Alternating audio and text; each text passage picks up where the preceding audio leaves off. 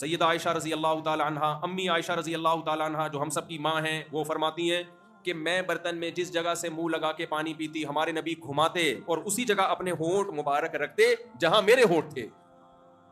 نبی نے بیوی سے اچھے اخلاق کا حکم دیا، خود اس سے زیادہ عمل کر کے دکھایا. آج میں یہاں بڑے اچھے اخلاق پہ تقریر کر رہا ہوں، ہو سکتا ہے میں گھر میں ایسا نہ ہوں. تقریریں تو بہت آرام سے ہو جاتی ہیں، گھر جاتا ہے آدمی پتہ چلتا ہے کیا ہو رہا ہے. لیکن ہمارے نبی کے کردار پہ کوئی انگلی نہیں. آپ کی زوجہ بتا رہی ہے کہ آپ کے اخلاق کیسے تھے.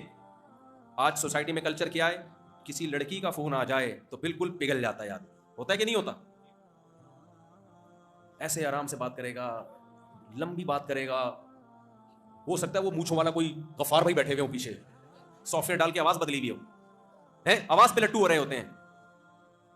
بھائی وہ نامحرم ہے، اس سے فری ہونے کی کوشش بولو مت کرو. یہ محبت بیوی کو دو گے ثواب ملے گا، اجنبی لڑکی کو دو گے گناہ ملے گا. آج یہ محبت بیوی کو جو دینے کی ہے، لوگ بیوی کو وہ محبت نہیں دیتے. وہ محبت کس کو دے رہے ہیں؟ حرام رشتوں کو، جس کا حساب دینا پڑے گا قیامت کے دن. عذاب ہے اس کا. ایسا ہی نہیں اللہ چھوڑ دے گا کہ آپ کے مرنے کے بعد دیگیں چڑھا دیں، جو کچھ بدماشیاں کر کے گئے ساری ختم. نہ حساب و کتاب ہوگا. تو ان حساب و کتاب میں گھٹ کے نہیں چلیں گے. ادھر توجہ میری طرف.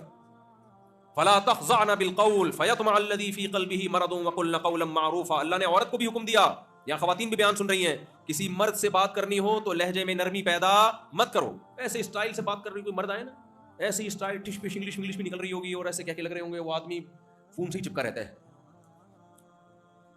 بھائی اپنے شوہر سے ایسے بات کرو. شوہر سے کیسے بات ہو رہی ہے؟ شوہر سے ہم سب سمجھدار ہیں کیسے بات ہو رہی ہے، مثال دینے کی ضرورت ہے. وہ ایک آدمی تھا، دونوں شادی شدہ تھے نا، دوست. ایک نے دوسرے سے پوچھا بتا تیری گھر میں کیسی گزر رہی ہے. اب یہ تو نہیں بتا سکتا تھا بیوی کا غلام ہوں، بڑی مظلوم ہوں، اپنی ذلت بھی چھپانی تھی اور جھوٹ بھی نہیں بولنا تھا. کہتا ہے کچھ بھی نہیں، میری تو بڑی اچھی گزر رہی ہے، اللہ کا شکر ہے. تیرے بھائی کی بدماشی تو تجھے پتہ ہی ہے. کہہ رہا ہے صبح اٹھتا ہوں، چائے اپنے لیے میں خود اس لیے بنا دیتا ہوں کہ یار میں خود اچھی چائے بنا لیتا ہوں. تو میں جب بناتا ہوں تو میں سوچتا ہوں چل تیری بھابھی کے لیے بھی ایک کپ اس میں ڈال دوں، جب بنی رہی ہے تو وہ بھی پی لے گی. یار پھر میں کہتا ہوں جب چائے بنا لی تو پراٹھا بھی خود ہی بنا لو یار. تو پھر میں جب ایک پراٹھا تو میں نے کہا چل 2 ڈال دے یار، تیری بھابھی بھی کھا لے گی. کہہ رہے اس کے بعد آفس جاتا ہوں، دوپہر جب کھانے کے لیے آتا ہوں تو لنچ جو ہے پھر میں لیتا ہوا آتا ہوں، اور جب میں لا ہی رہا ہوں تو چل تیری بھابھی بھی کھا لے گی. شام کی چائے تو تجھے پتا ہے، میں نے بتایا تھا چائے میں اپنے ہاتھ سے بناتا ہوں. پھر جب بناتا ہوں تو میں سوچتا ہوں ایک کپ اور ڈال دو، تیری بھابھی بھی پی لے گی. اور میں کہتا ہوں یار جب دن بھر کی جب میں نے خود ہی کیا ہے تو اس تکلف کی کیا ضرورت ہے؟ ڈنر بھی میں خود ہی بنا لوں، اور جب خود بنا رہا ہوں تو میں کہتا ہوں تیری بھابھی بھی کھا لے گی، یار اس میں شوربہ زیادہ کر دو، برتن رہ گئے. تو پھر مجھے خیال ہوتا ہے تیری بھابھی تھک گئی ہوگی بہت زیادہ، یہ بہت ظلم ہے کہ اس پہ برتن دھونے کا بوجھ ڈالا جائے، اس لیے برتن میں خود ہی دھو لیتا ہوں. تو سنا تیری کیسی گزر رہی ہے؟ میری کہتا ہے میری بھی ایسے کتوں جیسی گزر رہی ہے. نہیں آتا جیسے تجھے آتا ہے، میری بھی رہی ہے، لیکن مجھے ایسے بتانا نہیں آتا جیسے تجھے آتا. تو نہ مرد ہے جو بیوی سے مٹھاس سے بات کرے، نہ عورت ہے جو شوہر سے مٹھاس سے بات کرے. یہ رشتہ اللہ نے بنایا ہے، اس کی قدر نہیں ہے. جس رشتے کو اللہ نے حرام قرار دیا، بھائی انٹیاں تمہاری کچھ نہیں لگتی، اس سے ایسے فری ہو کے بات کر رہا ہے. وہ ڈانٹ بھی دے تو ایکسکیوز می کرتے رہتے ہیں بیٹھ کے. سمجھتے ہو کہ نہیں سمجھتے؟ تو یہ اللہ کے نبی کی تعلیمات ہیں یا انگریزوں کو فالو کر رہے ہیں؟ ہم تو انگریز کو فالو کر رہے ہیں. تو موسیٰ کلیم اللہ بھائی نبی کی جب تک اتباع نہیں کریں، اگر وہ آ جائیں تو اس وقت تک ان کی نجات نہیں ہے. تو میری اور لیاری والوں کی بھی نجات اس وقت تک ممکن نہیں ہے. تو میرے پاس، ہم سب کے پاس نجات کے لیے صرف کس کا راستہ ہے؟ محمد صلی اللہ علیہ وسلم. عقیدہ بھی وہ رکھنا ہے جو نبی نے بتایا، عمل بھی وہ کرنا ہے جو نبی نے بتایا. سمجھ میں آ رہی ہے بات؟ عقیدہ کون سا رکھنا ہے؟ نبی نے بتایا. عمل کا مطلب کیا؟ کچھ کام اللہ کے نبی نے ایسے بتائے ہیں کہ جو کرنے کے ہیں وہ کرنے ہیں، کچھ کام اللہ کے نبی نے بتایا نہیں کرنے کے ہیں، وہ ہم نے نہیں کرنا. پہلے میں آتا ہوں عقیدے کی طرف.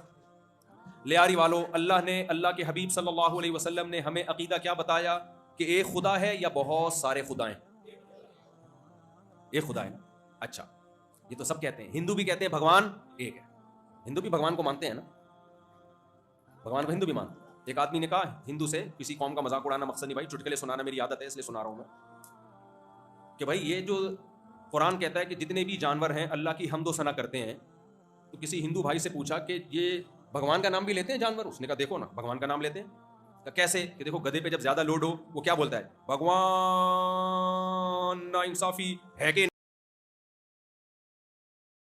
نہیں ہے کہ نہیں ہے کہ گدھا کیا بولتا ہے؟ بھگوان پہلے سانس کھینچتا ہے نا پوری پاور سے، پھر بولتا ہے ناانصافی ہے کہ نہیں، پھر وہ آگے پیچھے لے کے ہے کہ نہیں ہے کہ نہیں، بتا رہا ہوتا ہے یہ ناانصافی اتنا لوڈ ڈال دیا میرے اوپر۔ گدھا بھی بڑی فلم ہے بھائی۔ اللہ نے گدھے کا جو قرآن میں ذکر کیا نا، ایک اچھے معنی میں ذکر کیا کہ سواری کے کام آتا ہے، اس لحاظ سے گدھا قابل عزت ہے۔ ایک دوسری کوالٹی بھی اللہ نے ذکر کی، بات تمیز سے نہیں کرتا کبھی بھی، گدھا بات تمیز سے نہیں کرتا۔ تبھی اللہ نے کیا فرمایا؟ لقمان علیہ السلام نے اپنے بیٹے کو نصیحت کی کہ اپنی آواز کو پست رکھو، گھروں میں باپ کے سامنے چیخنا، ماں کے سامنے چیخنا، بیوی کے سامنے چیخنا، باس کے سامنے چیخ کے دکھاؤ میرے بھائی، ہے بھائی فوراً جاب سے نکال دے گا۔ علماء کے سامنے چیخنا، بزرگوں کے سامنے چیخنا، یہ کس کا کام ہے؟ گدھے کا۔ میں نہیں کہہ رہا، یہ کون کہہ رہا ہے؟ قرآن۔ گدھا جب بولتا ہے وہ اڑوس پڑوس کا ماحول نہیں دیکھتا کہ کسی کی نیند خراب ہوگی، کوئی اس سے ریسپیکٹیبل گدھا تو نہیں موجود کہیں، کوئی ایسا تو نہیں گدھا جو اس سے زیادہ سینئر ہو، ابھی اتنا چیخ کے نہیں نا۔